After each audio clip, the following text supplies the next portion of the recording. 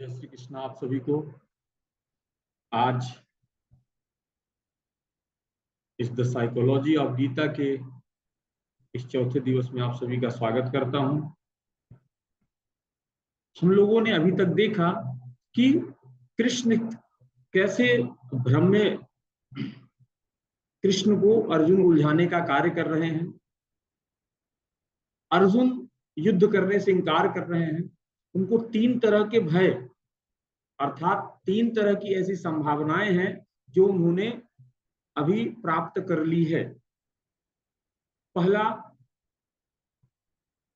एक तो युद्ध न करने का कारण यह हो सकता है, हमने देखा कि उनको वो शास्त्र की ऊंची ऊंची बातें कर रहे हैं, शास्त्रों की दुहाई दे रहे हैं, अर्थात एक शास्त्र बंधन में कहीं ना कहीं वह फंस गए हैं। तो पहला काम क्या होगा कि शास्त्र बंधन से उन्हें मुक्ति दिलाना, पहला। दूसरा कारण, क्योंकि मैं आपको बता दूं कि 100 बातों की एक बात, कृष्ण जी की पूरी चेतना आज अर्जुन को यह युद्ध करने हेतु राजी करने में लगी हुई, पूरी की पूरी चेतना। और यह कब संभव? यह तभी संभव है जब वे अर्जुन के युद्ध न करने अर्थात के जो कारण है इनकार करने के, उन तीनों कारणों को जब तक काट नहीं लेते हैं तब तक अर्जुन युद्ध करेंगे। पहला कारण, शास्त्रों में वर्णित जो पाप पुण्य का सहारा ले रहे हैं अर्थात उन्हें शास्त्र बंधन से मुक्त करना। दूसरा, जो वह अपने बंधु बांधवों अर्थात कौरव प्रेम, भ्रातृ प्रेम दिखा रहे हैं, इसे मोह साबित करना, दूसरा। और तीसरा, जो उनके अंदर भय था, उस भय को, वह भय ही सबसे बड़ा था, वह भय जो था, भय को, अब भय कैसे आपका कट सकता है? तो भय को कृष्ण भगवान को कहां बदलना है? एक विश्वास में बदलना है। अब भय को तो यहां स्पष्ट रूप से यह समझने की बात होगी कि आवश्यकता है कि कृष्ण कोई अर्जुन को ज्ञान देने के लिए नहीं आए हैं यहाँ पर। यदि कोई यह समझता है कि कृष्ण अर्जुन को ज्ञान देने के लिए आए हैं तो वह उन्हें कहीं ना कहीं कृष्ण जी को छोटा करने का वो सोचेंगे अपने मन में। कृष्ण जी को ज्ञान नहीं देना है, क्योंकि सर्वहित हेतु यह युद्ध होना जरूरी था, अटल था। इस हेतु कृष्ण जी का पूरा फोकस अर्जुन को युद्ध अर्जुन करे इस पर था।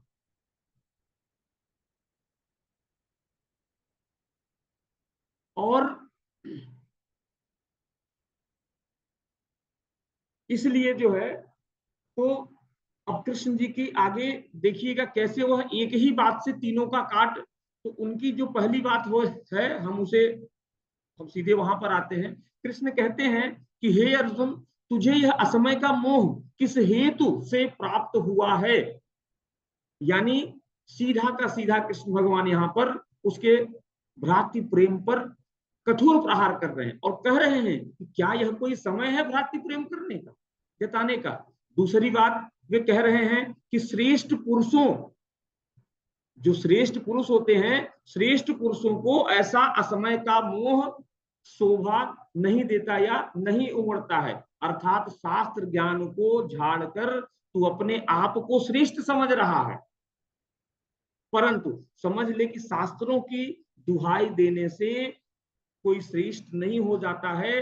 वास्तविकता तो यह है अर्जुन कि श्रेष्ठ पुरुष समय के साथ बहते हैं, अर्थात जैसा समय होता है वैसे ही श्रेष्ठ पुरुष बहते हैं, उस दिशा में बहते हैं। और फिर तीसरी बात देखिएगा यहाँ पर कृष्ण की जो भय है, तो भय को कैसे कृष्ण यहाँ अर्जुन को कीर्ति देने वाला, मतलब जो मोह है, मोह को उन्होंने क्या बोला कि यह कीर्ति देने वाला नहीं है, ठीक है। अब कृष्ण यहाँ अर्जुन की कीर्ति को उसके भय की काट के रूप में उपयोग कर रहे हैं, बोल रहे हैं कि श्रेष्ठ जनों को यह शोभा नहीं देता और जो यह तेरा भय है यह तुझे कीर्ति देने वाला नहीं है। साइकोलॉजी के हिसाब से साइकोलॉजी कहती है यदि किसी के अंदर भय है और उस भय को यदि आप खत्म करना चाहते हैं तो वहां पर दो ही उपाय काम कर सकते हैं।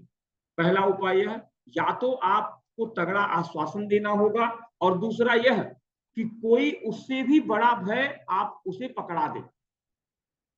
यदि भय को काटने हेतु लंबा समय हो तो आश्वासन काम करता है। अब यहाँ पर हमें यह दो चीजें देखना जरूरी है। ये जो दोनों कारण है, जब उस भय को काटने के लिए लंबा समय है तो हम उसे आश्वासन के माध्यम से, स्वागत है सौरभ भाई, जब भय लंबा है, आज हमने सत्र को स्टार्ट कर दिया था, आज हमने 10 बजे, है ना, अनम्यूट कर दें जी। यहाँ पर भय की बात चल रही है कि कैसे कृष्ण जी एक ही बात से इन तीनों बातों को जो उन्होंने भय पकड़ के रखा था, युद्ध न करने का जो वह अर्जुन का निर्णय था, और कृष्ण जी पूरी चेतना से लगे हुए थे कि यह युद्ध हो, क्योंकि यह युद्ध अटल था और सर्वहित के लिए यह युद्ध जरूरी था। और जो कार्य सर्वहित के लिए व्यक्ति एक बार उठा लेता है उससे पीछे नहीं हट सकता है। और भला कृष्ण जी कैसे हट सकते थे? अब कृष्ण जी अर्जुन के तीनों भ्रमों को, जो शास्त्र बंधन था, जो शास्त्रों की ऊंची ऊंची बातें कर रहे शास्त्र संगत, तो वहां से शास्त्र बंधनों से मुक्ति, दूसरा जो भ्रातृ प्रेम था, कौरव प्रेम दिखा रहे थे, उसे मोह सिद्ध करना, और तीसरा जो भय था, तो भय के लिए साइकोलॉजी में यही है, कहा गया है कि या तो उसे तगड़ा आश्वासन दीजिए या उस भय से भी बड़ा भय उसे आप पकड़ा दीजिए, तब उसका भय जो है तो दूर होगा।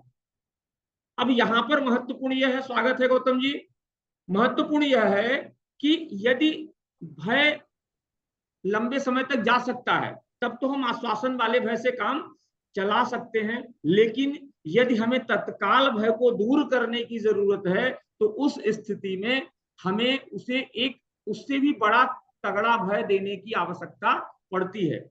और आनन फानन में व्यक्ति को तगड़ा भय हमें पकड़ाना ही पड़ता है।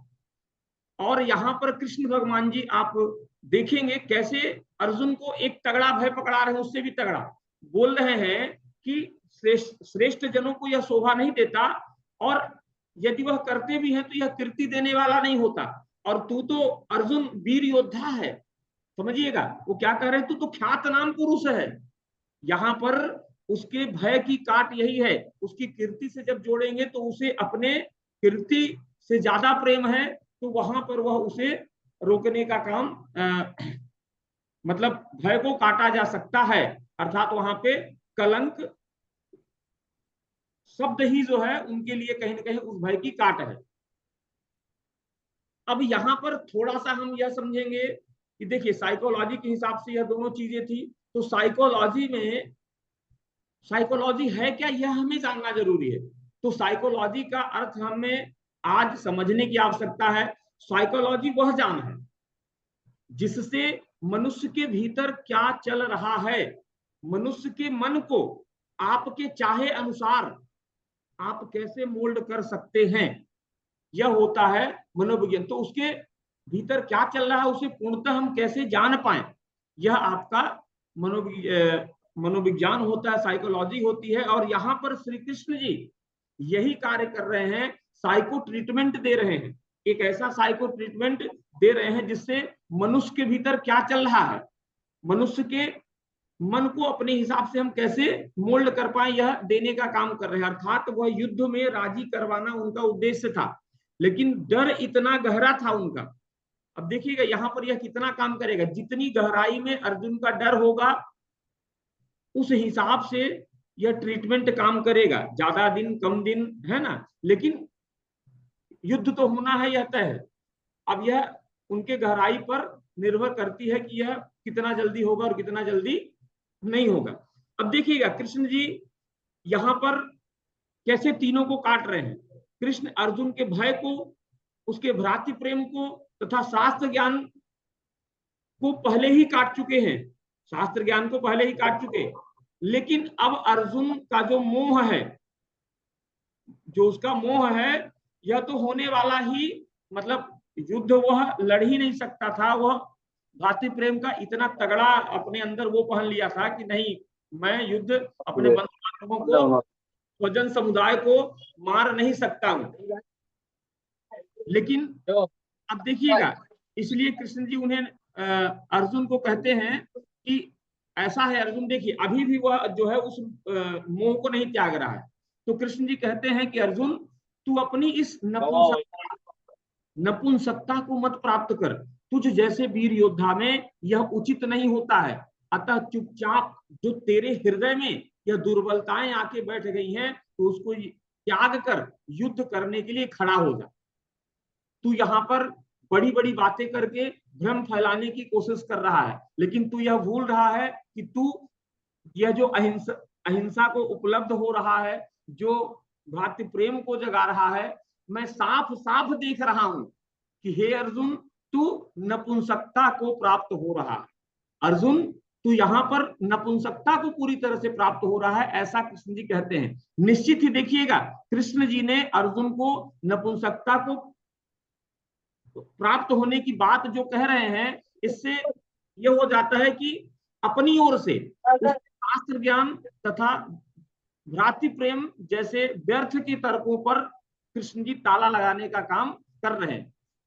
अब इसके बाद अर्जुन क्या बोले, तो अर्जुन अब सीधा जो है उपाय पर आ गया। भय है उसके अंदर, लेकिन वह क्या हो गया, गाड़ी ठोक गया था यार अपनी, वही वह कृष्ण के जाल में, अनम्यूट कर लें जी से थोड़ा, तो वह कृष्ण जी के सामने कह नहीं सकता था, वह सीधे उपाय पर आ गया। अब हम अर्जुन के शब्दों को सुनेंगे।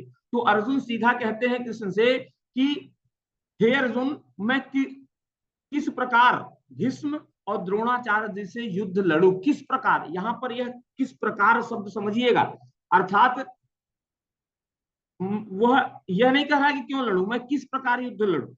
कहीं ना कहीं उसके अंदर जो वह उसका उपाय कृष्ण जी से पूछना चाह रहा है, यानी उसके अंदर डर भरा हुआ है। वह द्रोणाचार्य से डर रहे हैं, भीष्म से भी अर्जुन पूरी तरह से डरा हुआ है, और वो चाहता है कि यह हमारा भय प्रदर्शित न हो। वह किस प्रकार पूछ रहे हैं, लेकिन फिर बात को संभालते हुए वही अर्जुन आगे कहते हैं, मैं इसलिए ऐसा पूछ रहा हूं कि क्योंकि यह दोनों हमारे पूजनी हैं, मैं इनसे किस प्रकार युद्ध लड़ूं।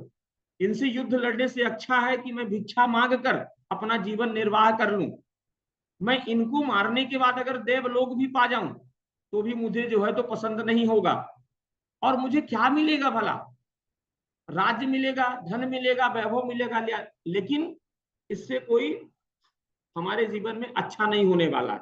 और देखिएगा, यहां तक तो दबाने का प्रयास अर्जुन कर रहे हैं, लेकिन थोड़ी ही देर बाद बात करते करते अर्जुन कहते हैं कि हे कृष्ण, इस युद्ध का परिणाम क्या होगा यह भी मुझे पता नहीं है, अर्थात कौन जीतेगा। तो अब विचार करिएगा, यदि अर्जुन को यह पता होता कि मैं जीतूंगा तो वह युद्ध लड़ते, और युद्ध लड़ते तो क्या उनका भ्रातृ प्रेम वहां पे क्या होता। यदि कोई जीतना निश्चित कर दे अर्जुन का, तो अर्जुन का अभी हृदय परिवर्तन हो जाएगा।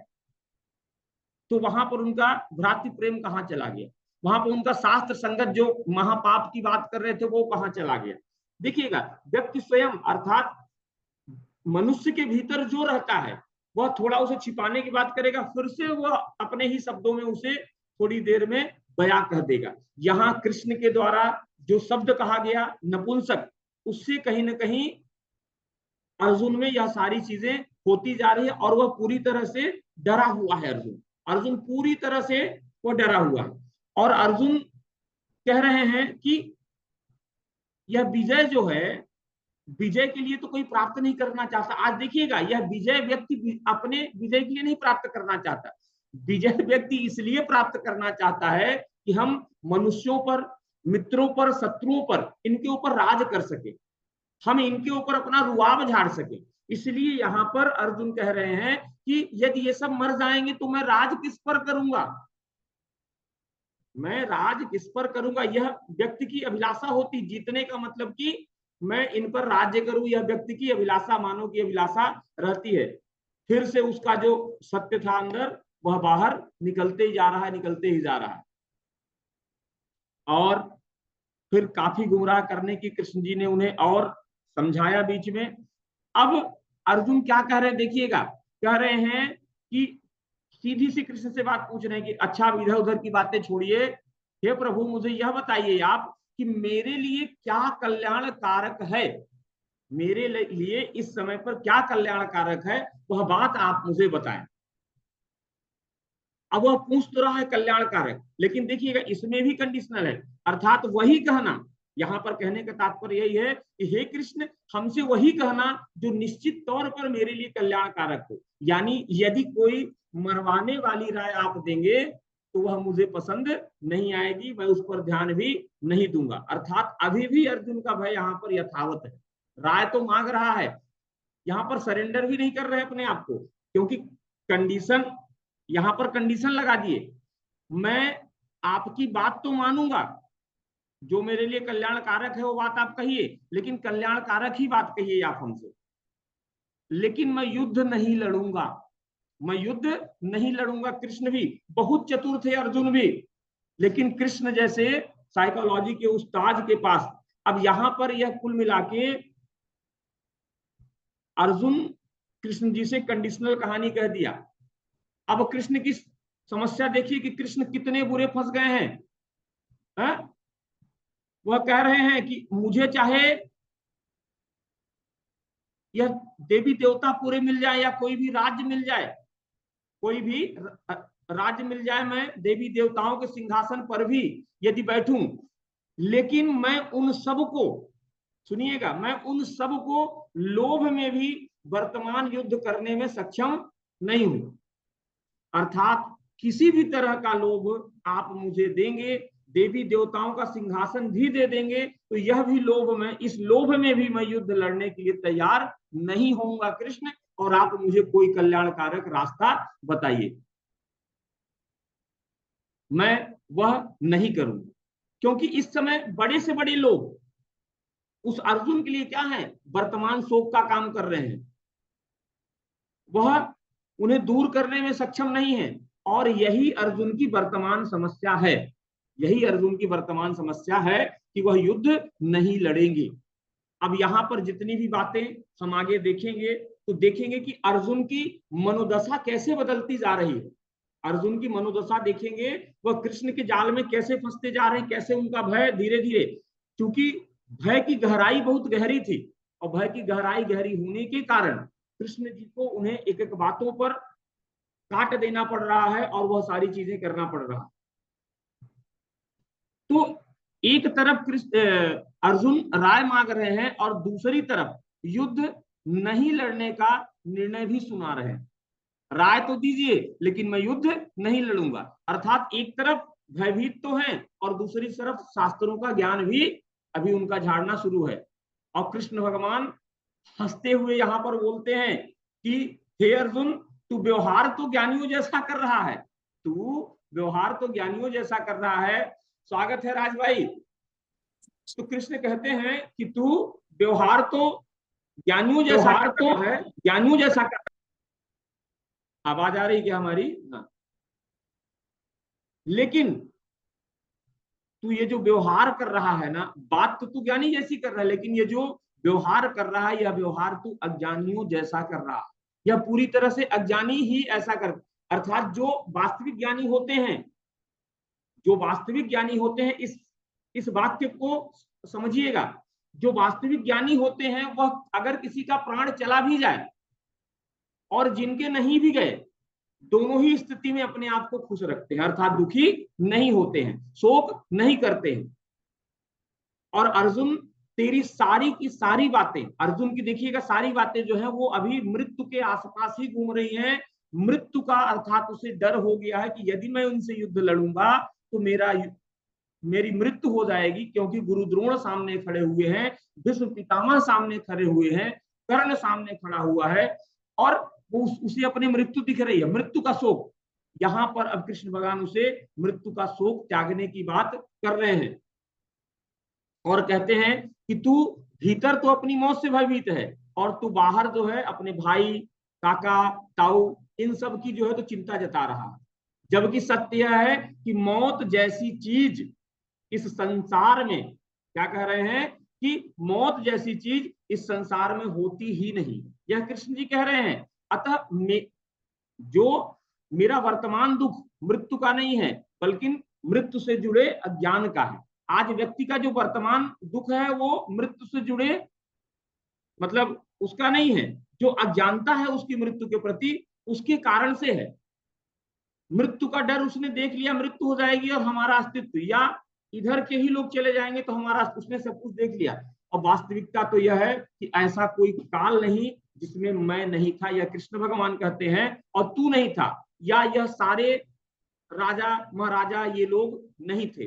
अर्जुन, ऐसा भी नहीं है कि जैसे मनुष्य के शरीर में, अब यहाँ पर उसे समझा रहे हैं कि जैसे मनुष्य के शरीर में बालपन, युवावस्था और वृद्धावस्था आती है, उसी तरह से यह जन्म और मृत्यु भी आती है, और जन्म और मृत्यु सत्य है, और जन्म और मृत्यु इस चक्र में चलेंगे ही। अर्जुन को जन्म मृत्यु का ज्ञान देते हुए कृष्ण जी क्या कह रहे हैं अभी, कि एक बात तू और समझ ले, जैसे यह सर्दी हो, गर्मी हो, और सुख दुख देने वाले जो भी इंद्रियों में देखिएगा कैसे कैसे शोक उत्पन्न हो रहे हैं, जो विषयों के यह संयोग बनते जा रहे हैं, यह मैं बता दूं कि यह सदैव चलते रहते, सतत ही, अर्थात परिस्थितियां एक के बाद एक, एक के बाद एक के बाद दूसरी, ऐसी परिस्थितियां हमारे जीवन में न जाने कितनी आती रहती हैं, और इंद्रियां उसका जब अनुभव करती हैं तो ऐसा संयोग प्राप्त हो जाता है। अर्थात जीवन जब तक है तब तक यह तो होते ही रहना है। अब अर्जुन को उदाहरण दिखा रहे, तेरा ही उदाहरण देख कैसे तेरी परिस्थितियां बदल रही है ना। आज तू इसलिए गमगीन हो गया है, इसलिए तू आज ऐसा लग रहा है क्योंकि तेरी इंद्रियों का संयोग कौरवों की विशाल सेना से हो गया है। आज उसकी इंद्रिय अर्थात आंख ने देखा और उसे महसूस करके उसे क्या हो गया, विशाल सेना से, है ना। कल तू इसलिए दुखी था, कल तू इसलिए दुखी था क्योंकि हस्तिनापुर की जो राजगद्दी पर विराजमान नहीं हो पाया, कल यही अर्जुन दुखी था। परसों तू इसलिए मातम मना रहा था क्योंकि तेरी जो द्रौपदी थी वह 5 भाइयों में विभाजित हुई। तो बाहर तो हमारा जो सामना है वह न जाने कितनी परिस्थितियों से रोज रहने वाला है, लेकिन कृष्ण जी कहते हैं कि हे अर्जुन, सारी की सारी परिस्थितियां जो है वह परिवर्तनशील है, पूरी तरह से परिवर्तनशील है। और समझदार व्यक्ति, जो समझदार व्यक्ति होता है, वह इन बदलती रहने वाली परिस्थितियों से तनिक भी विचलित नहीं होता है। जो समझदार व्यक्ति होगा, परिस्थितियां बदलेगी, बाहर की परिस्थिति अच्छी हो या बुरी हो, जो उनसे भीतर में सुखी या दुखी नहीं होता, अर्थात न तो सुखी होगा न तो दुखी होगा, वही मोक्ष योग होता है। अर्थात जो परिस्थितियों से विचलित नहीं होता, क्योंकि हे अर्जुन, यह बदल रही जो भी परिस्थितियां हैं यह असत्य है, यही माया है, उसे माया बता रहे हैं। यह जो परिस्थितियां हैं यह माया है, सो बाहर से असत्यों को बदलते रहने दो, तुम स्थिर रहो, तुम पूरी तरह से स्थिर रहो, और यह समझ लो कि हे अर्जुन, ऐसे स्थिर पुरुष का विनाश करने में, जो पुरुष स्थिर होते हैं उनका विनाश करने में कोई भी सक्षम नहीं होता है इस दुनिया में, ऐसा कृष्ण भगवान कह रहे हैं। अब इसी के आगे कृष्ण भगवान, जो अगला अध्याय अब हमारा होगा, अगला सेशन होगा, उसमें हम कृष्ण भगवान जी जो आत्मा का, यहाँ पर अब यहीं से आत्मा के बारे में ज्ञान, आत्मज्ञान, आत्मा के बारे में ज्ञान। आज हर व्यक्ति के अंदर आत्म संदेह भरा हुआ है। क्यों? क्योंकि वह आत्मा को अपने जानता ही नहीं। आज व्यक्ति केवल अपने शरीर को जानता है, इस बाहर की दुनिया को जानता है, अंदर वह आत्मा को जानता ही नहीं, परमात्मा को। वह ईश्वर अर्थात जो आज यह जो धार्मिक जो धर्म चल रहे हैं, हिंदू मुस्लिम सिख ईसाई, इनके माध्यम से जान रहा है। परम आत्मा अर्थात आत्माओं में भी जो परम है वह आत्मा, और उस आत्मा से यह हमारी आत्मा जुड़ी हुई है। यदि व्यक्ति को आत्मा का ज्ञान हो जाए, ये आत्मा से यदि व्यक्ति का मिलन होना शुरू हो जाए, तो व्यक्ति की सारी परिस्थितियां स्वमेव चली जाती हैं।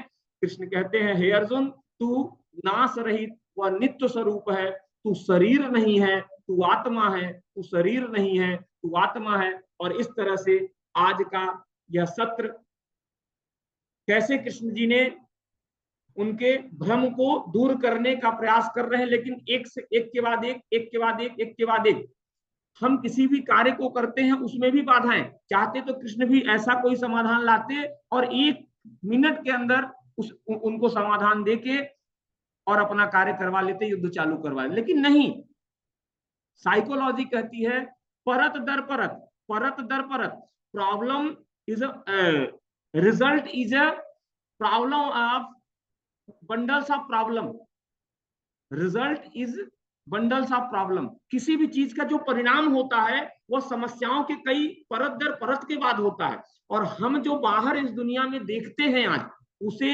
हम प्रॉब्लम समझ बैठते हैं। मैं कहता हूं आपसे कि वह प्रॉब्लम नहीं है, वह आपके परिणाम दिख रहे हैं, और वह परिणाम कहां से आए हैं? आपके भीतर से आए हैं। हमें उन अपने भीतर जाके उन परिणामों को के रूट कॉज को जानने की जरूरत है। और किसी भी चीज की ऐसी, आज हम बस एक संभावना दो संभावना लगा के और खाली बैठ जाते हैं, हमारे पास न जाने कितनी। हम किसी भी चीज की अगर 5 वाई लिखना, 5 वाई, किसी भी समस्या से अगर हमें उबरना है जीवन से, हम 5 क्यों लिखना शुरू कर दें, उस चीज के बारे में एक से एक के बाद एक, एक के बाद एक, एक के बाद एक, अपने आप आपको क्लू तक चले जाएंगे। और जब हम रूट कॉज को खत्म कर देंगे तो बाहर जो हमारी परिस्थिति दिख रही है वह स्वमेव खत्म हो जाएगी। लेकिन आज हम बाहर से, जैसे सड़ा फल है तो सड़ा फल को तोड़ के फेंकते जा, कितना फेंकोगे? वो तो जब अंदर उसकी जड़ खराब है तो फिर से सड़ा फल दे देगा।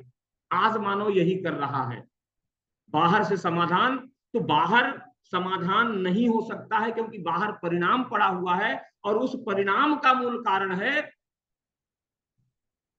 आपके भीतर की समस्याएं, उसका रूट कॉज है ना, उसका रूट कॉज यह है। तो आज का यह हमारा विषय था। अब हम यही सत्र के समापन की आप सभी से अनुमति चाहेंगे। आप सभी ने इतने धैर्य से, इतने लगन से सुना, इसके लिए आप सभी का तहे दिल से आभार। जय श्री कृष्णा। आप सबका जीवन में सदैव चमत्कार हो। आप सबका जीवन चमत्कारी जीवन जीने के लिए इस धरती पर आप सब जन्म लिए हैं। है दुर्लभ यह मानव जीवन, बड़ा कठिन पाना मानव तन, एक ही बार मिला है यह मानव तन, और इस मानव तन को चाहे तो हम ज्ञान के माध्यम से अपने जीवन को चला लें। देखिए, जिंदगी के 3 पन्ने होते हैं, इसी बात से हम इसको खत्म करेंगे आज का सत्र। जिंदगी के 3 पन्ने होते हैं, एक जन्म का पन्ना और आखिरी पन्ना मृत्यु का। पहला और आखिरी पन्ना यह जो है ईश्वर के हाथों में होता है।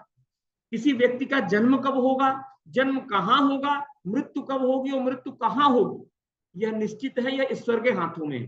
लेकिन यह जो बीच का पन्ना है, जिसे कहते हैं जीवन जीने की कला, यह व्यक्ति स्वयं से लिखता है। We are creator of our destiny. हम सब अपने भाग्य के स्वयं निर्माता है, स्वयं रचयिता है।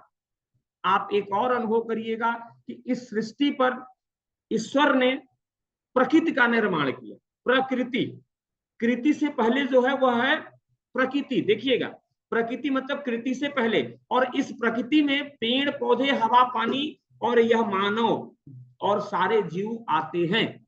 इसका निर्माण ईश्वर ने किया। और उसके बाद की जितनी भी कृति, हम जितनी भी चीजें इस दुनिया में देखते हैं, उन सब का निर्माण इस मानव ने ही किया। अर्थात मानव इस सृष्टि का रचनाकार है। और जब एक मानव कर सकता है तो हर एक मानव कर सकता है, क्योंकि ईश्वर ने उतनी ही शक्तियां, उतने ही 86 बिलियन न्यूरॉन्स, एक न्यूरॉन्स की ताकत 82 GB होती है, यह सबको दिया हुआ। यहीं से हम सत्र समाप्त करेंगे। जय श्री कृष्णा, जय हिंद, जय भारत।